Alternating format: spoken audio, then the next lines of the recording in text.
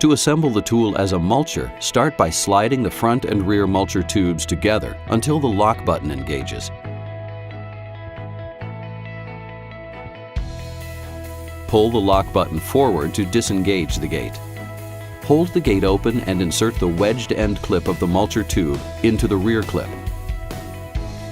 Push the hooked end clip of the mulcher tube into the front clip. Press the lock button to engage the mulcher tube. Insert the bag adapter into the blower outlet. Lock the bag adapter with the lock button.